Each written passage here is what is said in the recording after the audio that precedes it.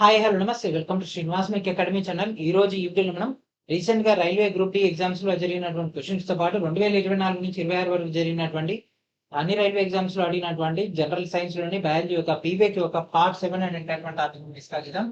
Let's switch to your video. Already 6 parts complete అయిపోయినాయి. మనకి ఒక 7th పార్ట్ లో కూడా సేమ్ క్వశ్చన్స్ అనేవి మనకైతే కనిపిస్తూనే ఉంటాయి. కొన్ని క్వశ్చన్స్ మాత్రం వెరైటీ కనిపిస్తాయి. ఆ యొక్క క్వశ్చన్స్ మన యొక్క వీడియోస్ లో కవర్ చేద్దాం. అండ్ దాంతో పాటు ఇప్పటివరకు కంప్లీట్ అయినటువంటి 6 పార్ట్లను పూర్తిగా కంప్లీట్ చేసిన వాళ్ళకి మాత్రమే ఈ యొక్క వీడియో అనేది డీటీసీ కనిపిస్తుంది. కాబట్టి దయచేసి ప్రీవియస్ పార్ట్స్ చూడండి. 2022 యొక్క గ్రూప్ డి వీడియోస్ కూడా చూడండి. అవి చూసిన తర్వాత ఈ లేటెస్ట్ పార్ట్ చూస్తే మీకు డీటీసీ, దాంతో పాటు ఈ యొక్క వీడియో కూడా చూస్తే మీకు ఇంకా స్మూత్ గా అయిపోతుంది సిలబస్ అనేది. ఓకే, సో ప్రతి వీడియోకి లైక్ చేయమని అంటున్నా. కొంతమంది లైక్ చేస్తున్నారు, కానీ కొంతమంది అసలు వీడియో చూస్తున్నారు, లైక్ చేయట్లేదు. లైక్ చేస్తే ఏమైందంటే యూట్యూబ్ అనేది కొద్దిగా వీడియోని ముందరికి పూజ చేస్తుంది, కొంతమంది చూస్తారు. ఆల్రెడీ మనం ఎన్విరాన్మెంట్ సిరీస్ చేసినాము, ఏం లేదు, వ్యూస్ లేవు, ఏం లేవు. కానీ ఈ యొక్క క్వశ్చన్స్ ఏదైతే ఉన్నాయో అవి ఏపీ ఎగ్జామ్స్ లో వస్తున్నాయి, తెలంగాణ ఎగ్జామ్స్ లో వస్తున్నాయి, రైల్వేలో రీసెంట్ గా అయినటువంటి ఎగ్జామ్స్ లో డైరెక్ట్ క్వశ్చన్స్ అయితే మనకైతే కనిపించడం జరుగుతుంది. కానీ ఏం చేస్తాం, మనం అడుగుతున్నాం, కొంతమంది చేస్తున్నాం, కొంతమంది చేయడం. సో కనీసం సబ్స్క్రైబ్ అనేది చేయండి, అప్డేట్స్ అనేవి వస్తాయి కదా మనకి. అన్ని కూడా యూట్యూబ్ లో ఫ్రీగానే అందుబాటులో ఉంచుతున్నాం కదా. ఎక్కువ వ్యూస్ కనుక రాకుంటే మాత్రం ఈ సిరీస్ మొత్తం ఏదైతే ఉందో ఇక్కడనే హోల్డ్ చేసేసుకొని నెక్స్ట్ మనం ఏం చేద్దాం, కోర్సులో పెట్టేసుకుందాం. ఇక చూడన్నప్పుడు ఏం చేస్తాం, మళ్ళీ ఇయ్యలేదు అని అంటారు. ఓకే, సో దయచేసి అందరు చూడండి, ఎక్కువ మంది చూడండి. కనీసం ఒక్కొక్క వీడియో 10,000 రీచ్ వస్తే మనకు కూడా కొద్దిగా బూస్టప్ అయితే ఉంటుందా, ఓకే 10,000 మంది చూస్తున్నారు అని. ఆడ వచ్చే వ్యూస్ కి మన ఎక్స్పెక్టేషన్ అసలు రీచ్ అయితే అవ్వట్లేదు. చూద్దాం మేమైతే. ఓకేనా, సో లేట్ చేయకుండా మన యొక్క శ్రీనివాస్ మేక్ యాప్ ఇంకా ఇన్స్టాల్ చేయని వాళ్ళు వెంటనే ఇన్స్టాల్ చేసేయండి. ఓకే, అండ్ మన యొక్క సోషల్ మీడియా ప్లాట్ఫామ్స్ అయినటువంటి టెలిగ్రామ్, వాట్సాప్, ఇన్స్టాగ్రామ్ అండ్ దాంతోపాటు అర్పేట్, నాలుగింటిని ఫాలో అవుతున్నాడు. అండ్ ఇప్పుడు మనం క్వశ్చన్స్ లోకి వెళ్ళిపోతాం. Which cell organelle is associated with generation of ATP? ఏ కణ అవయవం ఏటీపీ ఉత్పత్తితో సంబంధం కలిగి ఉంటుంది?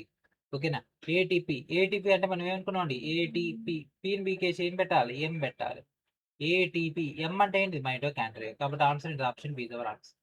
ఎన్నో సార్లు వచ్చింది కదా ఈ క్వశ్చన్స్. సో వీటన్నిటిని కూడా ప్రాపర్ గా మీరైతే ఉపయోగించుకోండి, మళ్ళా మన యొక్క ఎగ్జామ్ లో కనిపిస్తూనే ఉంటుంది. The division of labour occurs. So ఇక్కడ మనకు శ్రమ విభజన అనేది వీటిలో కనిపిస్తుంది. సో యాక్చువల్ గా శ్రమ విభజన అనేది మనకు ఏకకణ జీవుల్లో కనిపిస్తుంది, బహుకణ జీవుల్లో కనిపిస్తుంది అండి. రెండిట్లో కూడా మనకైతే కనిపించడం జరుగుతుంది. ఓకే, శ్రమ విభజన అనేది ఎందుకంటే ఏకకణ జీవుల్లో కణస్థాయిలో శ్రమ విభజన జరుగుతుంది. అది కణం యొక్క వివిధ భాగాలు, శ్వాసక్రియ, జీర్ణక్రియ, చలనం వంటి ప్రత్యేకమైనటువంటి విధులన్నీ కూడా ఆ యొక్క కణద్రవ్యంలో జరుగుతాయి. సో అమీబాల కన్నా తీసుకుంటే సూడోపోడియా చలనం మరియు ఆహారాన్ని సంగ్రహించడంలో కూడా సహాయపడడం జరుగుతుంది. అట్లా ఒక్కొక్క అంగం కూడా అట్లా మనకు పనిచేస్తుంది. బహుకణ జీవుల్లో ఆల్రెడీ మనకు వాటికి సంబంధించినటువంటి అవయవాలన్నీ కూడా మనకైతే కనిపిస్తాయి. అది ఏకకణ జీవుల్లో దిగిన తీసుకుంటే వాటిలో ఉండేటటువంటి కొన్ని ప్రత్యేకమైనటువంటి నిర్మాణాలు ఆ యొక్క విధులను అయితే నిర్వహించడం జరుగుతుంది. కాబట్టి శ్రమ విభజన అనేది ఏకకణ జీవులు, బహుకణ జీవులు రెండింటిలో కూడా జరుగుతుంది. ఏ కణం లేదా జీవి ఆకారాలను మారుస్తుంది? సో నునుపు కండరం, అండం, అమీబా, నాడీకణం. ప్రతి దానికి కూడా ఒక ప్రత్యేకమైనటువంటి ఆకారం ఉంటుంది, అమీబాకు తప్ప. ఓకే, ఇది ఏకకణ జీవి. సో ఇది ఎట్లా పడితే అట్లా ఉండొచ్చు. ఓకే, సో దీంట్లో కూడా అంగాలు ఉంటాయండి. ఓకేనా, సో ఇక్కడ మనకు కేంద్రకము అండ్ అదేవిధంగా ఇక్కడ మనకు ఆహార రిక్తిక ఉంటుంది, ఇక్కడ మనకు క్రిస్టే ఉంటుంది, అండ్ దాంతోపాటు ఇక్కడ సూడోపోడ్స్ అంటారు, ఇవి కదిలీది, అండ్ ఇక్కడ ఎండోప్లాస్మ్. ఇవన్నీ కూడా మన దీంట్లో ఉంటాయి. ప్లాస్మా త్వచం. ఈ కింది వాటిలో దేనికి త్వచం లేనిది? ఓకేనా, దీనికి త్వచం లేదు. వృక్ష కణానికి త్వచం ఉంటుంది, జంతు కణానికి త్వచం ఉంటుంది, వైరస్ ఉంటుందా? వైరస్ కూడా ఉంటుంది. చెప్పండి, పక్కన ఇమేజ్ చూస్తే అర్థం కావట్లే. హెచ్ఐవి ఏంటిది? అది వైరస్. సో ఆన్సర్ ఏంటిదండి, వైరస్. వైరస్లకే త్వచం ఉండదు. ఓకేనా, అందుకే ఈజీగా వేరే దానిలోకి చొచ్చుకొని పోతాయి. త్వచం ఉంటే ఏమైందంటే మనకు కొద్దిగా ప్రొటెక్షన్ అయితే ఉంటుంది. శిలీంధ్రాలకు త్వచం ఉంటుంది, వృక్షకణానికి ఉంటుంది, జంతు కణానికి ఉంటుంది, ఒక వైరస్లకే ఉండదు. ఇది ఎందుకు పెట్టినా అంటే ఇక్కడ కనీసం ఆ పక్కన ఉన్నటువంటి ఇమేజ్ చూసినా మీరు ఆన్సర్ చేస్తారేమోననే అట్లా లాజికల్ గా మాట్లాడినా. ఏముంటది అసలు ఈ యొక్క వైరస్ లో మనకు ప్రోటీన్ కోడ్తో నిలపబడినటువంటి జన్యు పదార్థం ఉంటుంది. దాంట్లో డిఎన్ఏ అయినా ఉండొచ్చు, లేకపోతే ఆర్ఎన్ఏ అయినా ఉంటుంది. అండ్ ఇది మనకు మొక్క, జంతు, ఫంగల్ కణాల మాదిరిగా కణత్వచం లేకుండా ఇదైతే ఉండడం జరుగుతుంది. దీంట్లో ఏముంటాయి, మొత్తం ప్రోటీన్ అయితే ఉండడం జరుగుతుంది. ఓకే, దాంతో పాటు డిఎన్ఏ లేదా ఆర్ఎన్ఏ ఉంటుంది ఈ యొక్క వైరస్ లో. ఈ కింద వాటిలో ఏకకణ జీవి కానిది ఏది? అమీబా ఏకకణ జీవి, పారామిస్ ఏకకణ జీవి, క్లామ్డోమోనస్ ఏకకణ జీవి. మొక్కలు బహుకణ జీవి. ఓకేనా? సో, కాండము, వేరు, దీంట్లో కణజాలాలు రకరకాలైనటువంటివి ఉంటాయి గదా! కాబట్టి option B is our answer. ఈ క్లాస్ మొత్తం కూడా క్వెషన్ టు ఆన్సర్ ఎళ్ళిపోదాం. ఎందుకంటే ఇప్పటికే 150 పైగా క్వెషన్స్ మనం కంప్లీట్ చేసేసుకున్నాము. థియరీ క్లాస్ డిస్కస్ చేసుకున్నాము. క్వెషన్స్ అన్నీ కూడా మనం రిపీటెడ్ ఈ వీడియోలో మాక్సిమం క్వెషన్స్ రిపీటెడే. ఓకే. కణంలోని ద్రవ్య పదార్థానికి మనకిక్కడ ప్రోటోప్లాజం అనే పేరుని ఎవరు సృష్టించారు? లేదా ఆ యొక్క పేరుని ఎవరు పెట్టారు? ప్రోటోప్లాజం. ప్రోటోప్లాజం అనేటటువంటి పేరు పెట్టినటువంటి వ్యక్తి ఎవరండి? ఎవరండి? That is Purkinje. ఓకేనా? సో, పర్కింజే మనకి ఒక సెల్‌కి సంబంధించినటువంటి ద్రవ పదార్థానికి ప్రోటోప్లాజం అనైతే పేరైతే పెట్టడం జరిగింది. 1839లో దీనికి సంబంధించినటువంటి డేటానైతే ప్రపోజ్ అయితే చేయడం జరిగింది. అండ్ దాంతో పాటు ఈ యొక్క కణ సిద్ధాంతాన్ని కూడా ఇతనైతే ప్రపోజ్ అయితే చేయడం జరిగింది. ఓకేనా? సో, ఈ ఈస్ దట్ పర్సన్. కణద్రవ్యం యొక్క వివిధ ప్రాంతాల మధ్య పదార్థాన్ని రవాణా చేయడానికి ఏ కణావయవాలు ఛానెల్‌గా కలిగి పనిచేస్తాయి? ఓకే. సో, ఇక్కడేమన్నాడు? కణద్రవ్యం యొక్క వివిధ ప్రాంతాల మధ్య పదార్థాన్ని రవాణా చేయాలి. ఏం చేయాలి? పదార్థాన్ని రవాణా చేయాలంటే మనకు అంతర్జీవ ద్రవ్యజాలం అనేది మనకిక్కడ పనిచేయడం జరుగుతుంది. ఓకేనా? యాక్చువల్‌గా అయితే రవాణా అంటే మనకేం గుర్తుకు రావాలి? గాల్జీ సంక్లిష్ట మనకు గుర్తుకు రావాలి. మరి ఇక్కడ ఆప్షన్స్‌లో గాల్జీ సంక్లిష్టం ఉందా? లేదు. మరి గాల్జీ సంక్లిష్టం అంతర్జీవ ద్రవ్యజాలం నుంచి లింకప్ అయి ఉంటుంది కాబట్టి ఇదే మన యొక్క ఆన్సర్. సో, ఇట్లా మనం ఎప్పుడైతే క్వెషన్ సాల్వ్ చేస్తుంటామో, అప్పుడే మనకు ఒకదాని యొక్క ఇంపాక్ట్ ఇంకో దాని మీద ఏ విధంగా ఉంటుందనేది ఐడియా వస్తది. సో, ఇక్కడ అంతర్జీవ ద్రవ్యజాలం అంటే మనకి ఒక రవాణా అనంగానే మనకేం గుర్తుకు రావాలి? గాల్జీ సంక్లిష్టం రావాలి. బట్ ఆప్షన్స్ లేదు. మనం ఏం చేయాలి? మనం ఆల్టర్‌నేటివ్ చూసుకోవాలి. సో, ఆ యొక్క పని చేసేటటువంటి మరొక ఆల్టర్‌నేటివే మనకి ఒక అంతర్జీవ ద్రవ్యజాలం. ఓకేనా? సో, ఇదొక ఛానెల్స్ యొక్క నెట్‌వర్క్‌గా పనిచేస్తది కాబట్టి మనం ఆన్సర్‌గా తీసుకోవడం జరుగుతుంది. ఇది 2 రూపాల్లో ఉంటది. ఒకటి మృదువైనటువంటిది అంటే నునుపు, ఇంకోటేమో గరుకు. ఓకే. ఇందులోనేమో నున్నగా ఉందేమో ఇది నునుపు, ఇదేమో గరుకుగా ఉంది కాబట్టి ఇది గరుకు. త్వచబంధిత కణాంగాలు దేంట్లో లేవు. ఈ కింద వాటిలో దేంట్లో త్వచబంధితమైనటువంటి కణాంగాలు అంటే అంగాలకు గూడా అంటే త్వచాలుండాలి. అంటే మనకిక్కడ ఏమవుతది? అవయవాలకు గూడా త్వచాలుండాలి. నిజకేంద్రక, కేంద్రక పూర్వలు. నిజకేంద్రక కణాలకు త్వచం ఉంటది కాబట్టి ఇది గాదు. నిజకేంద్ర కణాలు మాత్రమే. ఓకే. ఇదొకటి పరిగణలో తీసుకోవచ్చు. కాకపోతే ఇక్కడేమన్నాడు? ఇందులో లేవు అన్నాడు. నాట్ ప్రెజెంట్ అన్నాడు. నిజకేంద్ర కణాలకు త్వచం ఉంటది కాబట్టి ఇది గూడా మన యొక్క ఆన్సర్ గాదు. రెండిట్లో కాదు. ఇగో కేంద్రక పూర్వ కణాలు మాత్రమే. వాటిలో మాత్రమే త్వచబంధితమైనటువంటి కణాంగాలుండవు. కాబట్టి ఆన్సర్ ఏంటిది? ఆప్షన్ ఏంటిది? Option D is our answer. So, ఇది మనకి ఒక డేటా. ఏ కణం లేదా జీవి రూపం మారుతూ ఉంటుంది. ఓకేనా? ఏ కణం లేదా జీవి. మళ్ళా రిపీట్ అయినటువంటిది. ఏంటిదండి? అమీబా. ఏకకణ జీవిని గుర్తించండి. ఏంటిది? అమీబా. 1665లో మొట్టమొదట కణాన్ని కనుగొన్నటువంటి శాస్త్రవేత్త ఎవరు? ఎవరండి? Robert hook. దేనిపైన? కార్క్ కణాలను ఉపయోగించుకొని ఆ యొక్క పరిశోధన అయితే అతను చేయడం జరిగింది. ఎవరు? Robert hook. ఓకే. సో, దాంట్లో మనకు అది ఒక చిన్న పెట్టె లాంటి నిర్మాణాలను, కణాలనైతే వర్ణించడం జరిగింది. ఓకే.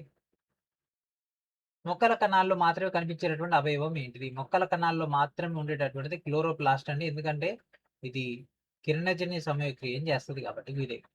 ఇంకా నిర్మాణం. And next question. ఈ కింది పదార్థాలు మొక్కల కణాల రిక్తికలు నిల్వ చేయబడవు. ఓకేనా? రిక్తికలు నిల్వ చేయడన్నటువంటిది. ఓకే. ఫస్ట్ రిక్తికలు నిల్వ చేయనటువంటి. ఫస్ట్ వచ్చేసరికి చక్కెరలు. ఇది మనకు సుక్రోజ్ లేదా ఫ్రక్టోజ్ లాంటి చక్కెరలుగా రిక్తికలు నిల్వ చేస్తారు కాబట్టి ఇది మన యొక్క ఆన్సర్ కాదు. అండ్ నెక్స్ట్ ఎమైనో ఆమ్లాలు. ఎమైనో ఆమ్లాలు కన్నా తీసుకుంటే ఇది వాటి యొక్క తదుపరి వినియోగం కోసం ఇవి రిక్తికలు నిల్వ చేయొచ్చు. కాబట్టి ఇది కూడా మన యొక్క ఆన్సర్ కాదు. ఖనిజ లవణాలు. సో, దీంట్లో పొటాషియము, కాల్షియము, ఫ్లోరైడ్ లాంటి ముఖ్యమైనటువంటి ఖనిజ అయాన్లను రిక్తికలు నిల్వ చేస్తాయి కాబట్టి ఇది కూడా కాదు. మరి ప్రోటీన్‌లను సంశ్లేషణ చేసి ఏం చేస్తాయండి? రైబోజోమ్స్ గాని, ఒక గరుకు అంతర్జీవ ద్రవజాలం ఏం చేస్తాయి? వాటిని శరీరంలో అంటే కణం యొక్క ఇతర భాగాల్లో నిల్వ చేసి, మనకి ఒక బయట వాటిని శరీరంలో ఉన్నటువంటి ఇతర భాగాలకు పంపిణీ చేయడం ద్వారా, వాటి యొక్క వినియోగానికి ఇదైతే ఉపయోగించడం జరుగుతుంది. ఈ యొక్క ప్రోటీన్‌లను. కాబట్టి ఆన్సర్ ఏంటిది? Option B is our answer. ఈ కింది వాటిలో కణత్వచం యొక్క ప్రాథమికమైనటువంటి విధి ఏమిటి? కణత్వచం అంటే ఏంటిదండి? Entrance and exit. Entrance and exit ఈ రెండిటిని నియంత్రిస్తది. కణం లోపలికి మరియు వెలుపలికి పదార్థాల యొక్క ప్రయాణాన్ని నియంత్రిస్తది. కాబట్టి answer option D is our answer. ఇదిగో ఇక్కడ ఉంది గదా! ఇదేం పంపిస్తది, ఇదేమో కంట్రోల్ చేస్తది. ఓకే. కొన్ని పదార్థాలను మాత్రమే పంపిస్తది. కొన్ని పదార్థాలను పంపించదు. 2 పొరలుంటాయి. లిపిడ్ ద్విపొర ఉంటది. ఇక్కడ మనకు ప్రోటీన్ లైన్ ఉంటాయి. మొక్కల కణంలో నిల్వ ఉన్నటువంటి కొవ్వులను చక్కెరలుగా మార్చడానికి కింద వాటిలో ఏది బాధ్యత వహిస్తది?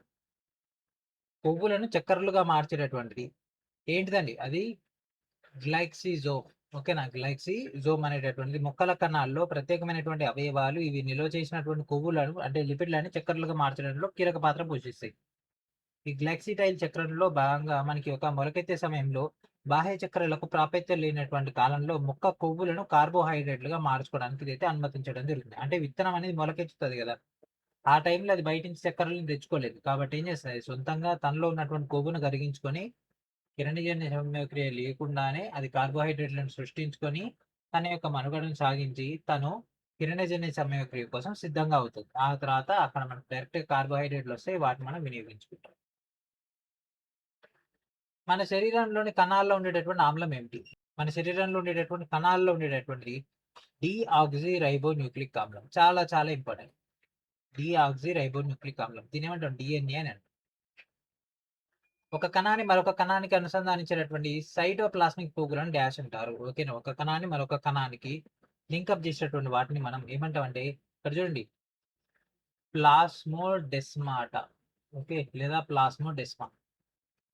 ఎగ్జామ్‌లో ప్లాస్మోడెస్మాటా అని ఇచ్చిండు. సో, ప్లాస్మోడెస్మా. ఇవి ఏం చేస్తాయంటే ఇగో ఇది ఒక కణ భాగం నుంచి ఇంకో కణ భాగానికి ఇదేం చేస్తుంది ఇక్కడ ఇలా కనెక్షన్ ఉంటది. దీని వల్లనే అవి సమాచారాన్ని ఒక కణం నుంచి మరొక కణానికి పంపించుకోవడం జరుగుతుంది. అండ్ దాంతో పాటు అవన్నీ కూడా కలిసి ఒకే అవయవంగా పనిచేయడానికి అంటే ఫస్ట్ కణజాలాలుగా మారతాయి. ఆ కణజాలాలన్నీ కలిసి కణంగా మారడానికి సహాయపడతాయి. ఓకే. సో, ఆన్సర్ ఏంటిది? Option C is our answer. Mitochondria, ribosome మొదలైనటువంటి ఈ వివిధ కణ అవయవాలు కలిసి జీవం యొక్క ప్రాథమిక ప్రమాణం డాష్‌ని ఏర్పరుస్తుంది. ఏంటిదండి? కణ అవయవాలన్నీ కలిసి జీవం యొక్క ప్రాథమిక ప్రమాణం ఏమిటి? కణం గదా! కణాన్ని ఏర్పరుస్తుంది. కాబట్టి డీడీసీ క్వెషన్స్ ఇవన్నీ. ఓకే. సమృద్ధి కలిగినటువంటి కణాల్లో డీఎన్ఏ మొత్తాన్ని సాధారణ కణాలతో పోలిస్తే సగం చేసినటువంటి ప్రక్రియ ఏంటి? అంటే కణాల్లో డీఎన్ఏ మొత్తాన్ని సాధారణ కణాలతో పోలిస్తే సగమైందంట. అంటే 2 క్రోమోజోమ్‌లు ఉండే కాడ ఒకటే క్రోమోజోమ్ ఉందంట. అదేంటిలో? ఎందులో? మయోసిస్‌లో అంటే క్షయ విభజనలో. ఓకే. క్షయీకరణ విభజనలో మనకు 2 కాస్త ఒకటైతది. ఓకే. క్షయీకరణ విభజన జరుగుతది. దీంట్లో ఏమవుతది మనకు తల్లి కణం నుంచి 4 పిల్ల కణాలొస్తాయి. ముఖ కణాలు ద్రవ విసరణ ద్వారా నీటిని కోల్పోయినప్పుడు కణ కవచంలోని అంశాలు ముడుచుకుపోతాయి. ఈ ప్రక్రియను డాష్ అంటారు. సో, ఇక్కడ ఉన్నది మొత్తం కూడా ఇట్లా ముడుచుకొని పోతది. దగ్గరికి రావడం జరుగుతుంది. కణ కవచంలో ఉన్నటువంటి ఏదైతే అంగాలు అయన్నీ ఉంటాయో ఎలిమెంట్స్ అవన్నీ కూడా ముడుచుకొని పోవడం జరుగుతుంది. సో, అట్లా ముడుచుకొని పోయేటటువంటి దాన్ని ఏమంటామంటే ప్లాస్మాలసిస్ అనడం జరుగుతుంది. దీన్ని మనం ప్లాస్మాలసిస్ అంటాం. ఈ పేర్లన్నీ గుర్తుపెట్టుకోవాలండి. ఓకేనా? ప్లాస్మాలసిస్ అంటే దీనివల్ల కణపొర దృఢమైనటువంటి మరియు మనకి ఒక దృఢమైనటువంటి కణగోడ ఏదైతే ఉంటుందో దాని నుంచి ఇది కుచించుకొని పోవడం జరుగుతుంది. సో, మనకు ఆల్రెడీ మనం ప్రీవియస్ క్లాస్‌లో డిస్కస్ చేసుకున్నాం. హైపర్‌టోనిక్, హైపోటోనిక్ అట్లా అవన్నీ ఉన్నాయి గదా! ఈ వీడియోలో మళ్ళొస్తాయి. సో, వాటి యొక్క ప్రాసెస్‌లో భాగంగా ద్రవాభిసరణ గురించినటువంటి డేటాలు ఇదంతా జరుగుతుంది. కణాంతర రవాణాకు మార్గంగా మరియు తయారీ ఉపరితలంగా ఏది పనిచేస్తుంది? ఓకేనా? ఇక్కడేమన్నాడు? కణాంతర రవాణాకు. ఓకే. రవాణా అంటే మనం ఏమనుకున్నాం? గాలి సంక్లిష్టం. మరి రవాణాకు సంబంధించి అంటే ప్యాకేజింగ్ చేయడము, ట్రాన్స్‌పోర్ట్ చేయడం అదంతా అది చేస్తాం. మరి అది లేకుంటే ఏంటిది నెక్స్ట్ అంతర్జీవ ద్రవ్యజాలం. కణాంతర రవాణాకు ఈ యొక్క మార్గంగా తయారీ ఉపరితలంగా పనిచేసేది ఈ యొక్క ఎండోప్లాస్మిక్ రెటిక్యులం. దీనిలో 2 ఉంటాయి. ఒకటేమో నునుపు అంతర్జీవ ద్రవ్యజాలం, రెండోదేమో గరుకు అంతర్జీవ ద్రవ్యజాలం. ఓకే. లైజోజోమ్‌లను కణం యొక్క ఆత్మహత్య సంచులు అని కూడా పిలుస్తారు. అయితే ఈ కింది వాటిలో కణశక్తి భాండాగారం అని దేన్ని పిలుస్తారు? మనోళ్ళకి తొందర ఎక్కువ గదా! ఎమ్మటిగో ఇది చదవంగానే ఖతం. క్వెషన్ పూర్తి చదవకపోవడం వల్ల వదిలేసొస్తారు. లైజోజోమ్‌లని ఏమంటారు? ఆత్మహత్య సంచులు లేదా ఆత్మాహుతి సంచులు అని అంటారు. కణశక్తి భాండాగారం అని దేన్నంటారు? మైటోకాండ్రియా అని అంటారు. ఓకే. ఎనర్జీ. ఏటీపీ ఎక్కడి నుంచొస్తది? ఏటీఎం నుంచొస్తది. ఈ కింది వాటిలో నిజ కేంద్ర కణాల్లో ఏది కణద్రవ్యం నుంచి ద్విపొర త్వచం ద్వారా వేరు చేయబడి కణం యొక్క జీవన ప్రక్రియలను నిర్దేశిస్తుంది. ఓకేనా? సో, ఇక్కడ ద్విపొర త్వచం అంటే ఇక్కడ చూడండి కేంద్రక ద్విపొర త్వచం అనేది ఇక్కడ ఉంది. అండ్ కణద్రవ్యం నుంచి నిజ కేంద్ర కణాల్లో వేరు చేసి కణం యొక్క జీవన ప్రక్రియను నిర్దేశిస్తుంది. జీవన ప్రక్రియను నిర్దేశించేది కేంద్రకము. కాబట్టి ఇదే ఆన్సరు. ఓకే. సో, మనం 2, 3 సార్లు ఇంటే ఈ వీడియోలన్నీ బాగా వచ్చేస్తాయి మనకు. ఓకే. ఈ కింది వాటిలో జంతు కణాల్లో చిన్న పరిమాణంలో, మొక్కల కణాల్లో ఏవి పరిమాణంలో చాలా పెద్దగా ఉంటాయి. ఓకేనా? ఏందంట జంతు కణాల్లో చిన్నగుండాలంట. మొక్కల కణాల్లో పరిమాణంలో పెద్దగుండాలంట. ఏంటివవి ఈ విధంగా బిహేవ్ చేసేటటువంటి రిక్తికలండి. సో, ఇక్కడ చూడండి ఇది ఇంత పెద్దగుందా? ఈడ చూడండి ఒక గిత్తంత ఉంది రిక్తిక. వ్యక్తిక ఈడనేమో చిన్నగా ఉంది, ఈడనేమో పెద్దగా ఉంది. కాబట్టి ఏంటి answer option A is our answer. ఒక నిజ కేంద్ర కణంలో జన్యు సమాచారాన్ని కలిగి ఉన్నటువంటి థ్రెడ్ లాంటి నిర్మాణాలు ప్రధానంగా దీంట్లో కనిపిస్తాయి. జన్యు సమాచారాన్ని కలిగి ఉంది అంటే అది మన కేంద్రకం అండి. ఇక్కడ చూడండి, ఇగో పోగులన్నీ కనిపిస్తున్నాయా? ఈ పోగులన్నీ మీరు ఇమేజ్ చూస్తున్నప్పుడు ప్రతి అంశం పైన కూడా మనం ఫోకస్ చేయాలి. ఈచ్ అండ్ ఎవరీ సెంటీమీటర్ పైన కూడా. ఓకేనా? సో ఇక్కడ ఇది ఎందుకుంది, ఇందులో ఈ పోగులు ఎట్లున్నాయి, ఇగో ఈడ చూడండి ఎంత మొత్తం ఇట్లా గరుకు గరుకుగా ఉంది, ఇక్కడనేమో నున్నగా ఉంది. What is the reason behind it? ప్రతి ఒక్కటి మీరు ఆలోచించాలి. ఆలోచిస్తే ఎగ్జామ్‌లో మనకు కనిపించినటువంటి క్వెషన్‌కి మీ దగ్గర ఉన్నటువంటి ఇమేజ్‌ని మీరు మ్యాచ్ చేసుకుంటే ఆటోమేటిక్‌గా ఆన్సర్స్ వస్తాయి. ఓకే. సో ఆన్సర్ ఏంటిదండి? Option A is our answer. కణత్వచంను కణం యొక్క క్రియాశీలక భాగమని ఎందుకంటారు? కణత్వచాన్ని కణం యొక్క క్రియాశీలక భాగం. ఓకే. ఎందుకంటారు చెప్పండి? కణత్వచం ఏం చేస్తది? లోపలికి, బయటికి వచ్చేటటువంటి పదార్థాల యొక్క కంట్రోల్ చేస్తది. సో, కన్నం సరిగ్గా పనిచేయడానికి అవసరమైనటువంటి పదార్థాల యొక్క ప్రవేశాన్ని, నిష్క్రమణని ఇది నియంత్రిస్తుంది. కాబట్టి ఇది మన యొక్క సమాచారం. ఓకే. సో, ఈ సమాచారాన్ని బట్టి ఇది మన క్రియాశీలకమైనటువంటి భాగం అని చెప్తాం కాబట్టి answer option C is our answer. ఇవన్నీ ప్రీవియస్ క్లాస్‌లో డిస్కస్ చేసుకున్నటువంటి క్వెషన్సే. ఇంతకంటే ఏం చెప్తాం మనం? జంతు కణాలు మొక్కల కణాల కంటే హైపోటోనిక్ ద్రావణాలు. ఇందాక ఒకటొచ్చింది గదా! ఇగో హైపర్‌టోనిక్ వచ్చింది ఇందాక. ఇగో లావున్నది ఇక్కడ ఏమవుతుంది? ద్రవ విసరణ ప్రాసెస్ ద్వారా బక్కగయిపోయింది. ఇది ఉన్నదానికంటే ఇంకా లావైంది. ఇది ఎట్లా ఉందో అట్నే ఉంది. ఐసోటోనిక్ అంటే సేమ్. హైపో అంటే పెరగడం. హైపర్ అంటే ఇంకా తగ్గిపోవడం. ఓకే. హైపోటోనిక్ అన్నాడు. ఇగో ఇది. ఇక్కడ ఏమవుతుంది? లావవుతుంది. ఓకేనా? లావయిపోయి పగిలిపోయే ప్రమాదం ఎక్కువగా దేనికుంటది? హైపోటోనిక్‌లో ఉంటది. దీంట్లో ఆప్షన్ చదవండి. ఏది కారణమవుతది? తక్కువ నీటిని శోషించుకుంటే ఇగో ఇట్లా బక్కగా అయితది. కాబట్టి ఇది కాదు. చిన్నపాటి రిక్తగా ఉంటే కాదు. అది నీటిని పీల్చుకునేది రిక్తిక కాదు. దాంట్లో ప్రాబ్లమ్. ప్లాస్మా పొర లోపించడం. లేదు, ఇది కాదు. అంతర్గత పీడనాన్ని నిరోధించడానికి కణగోడ లోపించడం వల్ల అది ఉబ్బుతది. కణగోడ ఉంటే అక్కడ మనకి రెస్ట్రిక్షన్. ఎట్లయితే ఇంటికి కాంపౌండ్ వాల్ ఉంటదో, ఆ కాంపౌండ్ వాల్ అనేది హద్దు ఎట్లయితే ఉంటదో ఇది కూడా అంతే. కాంపౌండ్ వాల్ లేకపోతే ఎంతవరకు మనం తిరగాలంటే అంతవరకు తిరగొచ్చు. ఇది కూడా అంతే. Okay. So option D is our answer. So మన యొక్క ఛానల్స్ అయినటువంటి శ్రీనివాస్ మీకు ఛానల్‌ని, శ్రీనివాస్ మీకు అకాడమీ ఛానల్ రెండిటిని కూడా ఫాలో అవుతుండండి. Plasma membrane is made up of. So plasma త్వచం దేనితో తయారవుతుంది? చూడండి ఇమేజ్ చూడండి. ఇక్కడ చూడండి ప్రోటీన్‌లు, లిపిడ్‌లు. ప్రోటీన్‌లు మరియు లిపిడ్‌లు. ఇమేజెస్, ఓన్లీ ఇమేజెస్ తోటి మనం స్టోరీ మొత్తాన్ని మేనేజ్ చేసేసుకోవచ్చు కాంపిటీషన్‌లో. ఓకే. ఇమేజెస్ అన్నీ ఎన్‌సీఈఆర్‌టీ నుంచి వచ్చినయే. రిక్తికలు ప్రధానంగా డాష్‌లో పెద్ద పరిమాణంలో ఉంటాయి. రిక్తికలు దేనిలో పెద్దగా కనిపిస్తాయండి? ఇగో ఇది వృక్ష కణము. పెద్దగా దేంట్లో ఉందండి? వృక్ష కణంలో ఉంది. కాబట్టి మొక్కల కణాల్లో. కాబట్టి ఆన్సర్ ఏంటిది? Option C is our answer. మైటోకాండ్రియాతో ప్లాస్టిడ్‌లు ఈ కింది ఏ సారూప్యతను పంచుకుంటాయి? ఏంటిదండి మైటోకాండ్రియాతో ప్లాస్టిడ్‌లు? మైటోకాండ్రియా, ప్లాస్టిడ్‌లు. ఇగో ఇది మైటోకాండ్రియా అంటే ఇది ప్లాస్టిడ్‌లు. ఈ రెండిట్లో కామన్‌గా ఏమున్నాయి? ఈడ డీఎన్ఏ ఉంది, ఈడ డీఎన్ఏ ఉంది. ఈడ రైబోజోమ్స్ ఉన్నాయి, ఈడ రైబోజోమ్స్ ఉన్నాయి. ఈడ బాహ్య త్వచం ఉంది, ఈడ బాహ్య త్వచం ఉంది. ఈడ అంతర్త్వచ ఖాళీలు అంటే ఇక్కడ అంతర్త్వచం ఉంది. ఇందులో స్ట్రోమా ఉందా? ఇది లేదు. కాబట్టి ఇది కాదు. ఇందులో క్రిస్టే ఉంది. ఇందులో క్రిస్టే ఉందా? లేదు. ఓకే. ఇక్కడ అంతర్త్వచం ఉంది. ఇది తీసేద్దాం. ఇంగ అంతర్త్వచానికి అంతర్త్వచము, బాహ్యత్వచానికి బాహ్యత్వచము, డీఎన్ఏ, రైబోజోమ్.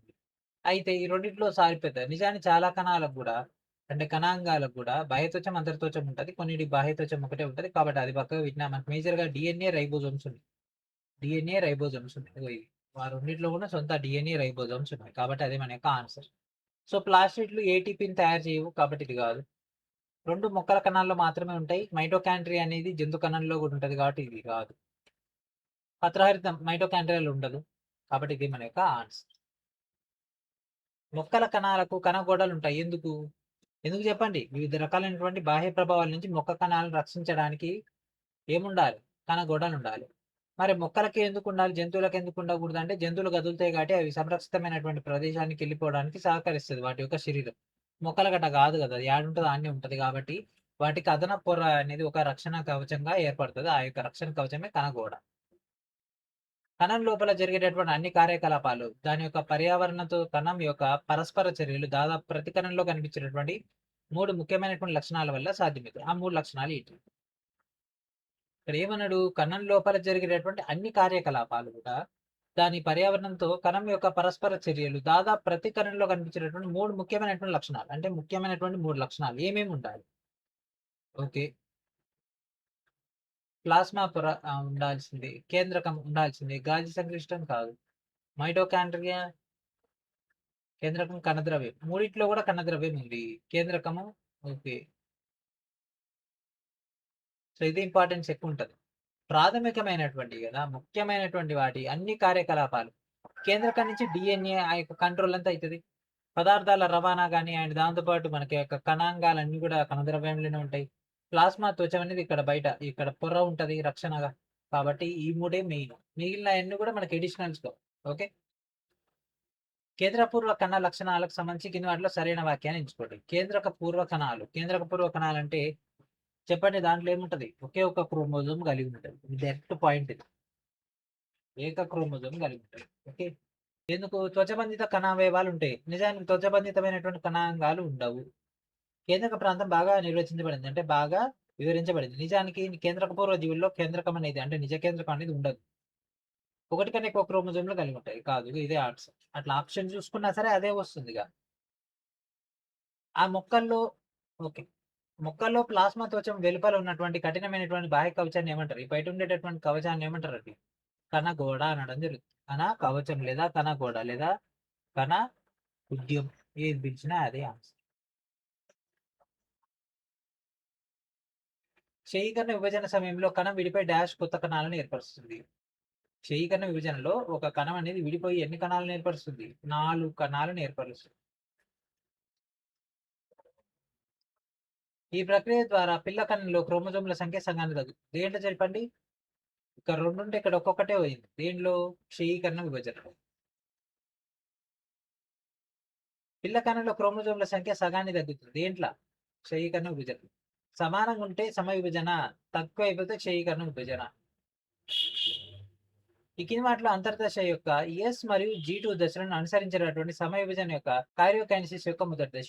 సో ఇక్కడ చూడండి, G2 తర్వాత వచ్చినటువంటిది ఏంటిది? First prophase. ఏంటిదండి ప్రోఫేజ్? ఇక్కడ చూడండి, డిఎన్ఏ రిప్లికేషన్ తర్వాత ఇదంతా కూడా స్తబ్దంగా ఉన్నప్పుడు జరుగుతుంది. ఇక్కడ దన్న చేంజ్ అయిపోతుంది. ఓకే. సో ప్రోఫేజు, మెటాఫేజు, అనాఫేజు, టెలోఫేజు, సైటోకైనసిస్ ఇవన్నీ కూడా ఫాస్ట్ జరుగుతాయి. బట్ లోపల మాత్రం G1 తర్వాత S తర్వాత G2 జరుగుతుంది. ఇదంతా కూడా ఇంటర్ఫేస్, అంతర్దశ అంటారు. ఇదంతా కూడా అంతర్దశ. ఆ తర్వాత మనకి ఇది మెయిన్ చలన దశ, మెయిన్ మూవ్మెంట్ అవుతుంది ఒక దశ. దీన్ని మనం ఇక్కడ మైటోసిస్ అయితేనేమో సమ విభజన అవుతుంది, మియోసిస్ అంటేనేమో క్షయీకరణ విభజన జరుగుతుంది. ఓకే. ఫస్ట్ గ్రోత్ అవన్నీ కూడా పెరగడము, తర్వాత మనకి అది సింథసిస్ ప్రాసెస్, డిఎన్ఏ రిప్లికేషన్, అవి మళ్ళీ పెరిగి విభజన కోసం సిద్ధం అవ్వడం, ఆ తర్వాత ప్రోఫేజ్ జరుగుతుంది, ఆ తర్వాత మెటాఫేజ్, ఆ తర్వాత ఈ యొక్క దశలు వస్తాయి. ఇదంతా డిస్కస్ చేసుకున్నాం థియరీ మొత్తం కూడా ప్రీవియస్ గా, అంటే ఎన్సీఆర్టీ దాంట్లో కాదు, అంతకుముందు మనం డిస్కస్ చేసుకున్నటువంటి థియరీ కాన్సెప్ట్. ఈ కింది వాటిలో ఏ కణావయవాలను వాటి యొక్క సొంత డిఎన్ఏ రైబోజోమ్స్ ఉంటాయి? దేంట్లో అండి? ఇందాక మనం చూసినాం కదా, ఏంటి చెప్పండి? ప్లాస్టిడ్లు, దాంతోపాటు మైటోకాండ్రియా. ప్లాస్టిడ్ ఇయ్యలేదు, mitochondria. This is our answer. So ఇక్కడతో యొక్క వీడియోని కంప్లీట్ చేద్దాం. నెక్స్ట్ వీడియోలో ఏం చేద్దాం చెప్పండి? ఫాస్ట్గా సెల్ ని కంప్లీట్ చేద్దాం. సెల్ టాపిక్ నెక్స్ట్ వీడియోతో కంప్లీట్ అయిపోద్ది. మోస్ట్లీ మనకు ఒక ఫ్యూ క్వశ్చన్స్ మాత్రమే ఉన్నాయి. సో ఇక్కడతో మనం 190 క్వశ్చన్స్ అయితే కంప్లీట్ చేసుకున్నాము.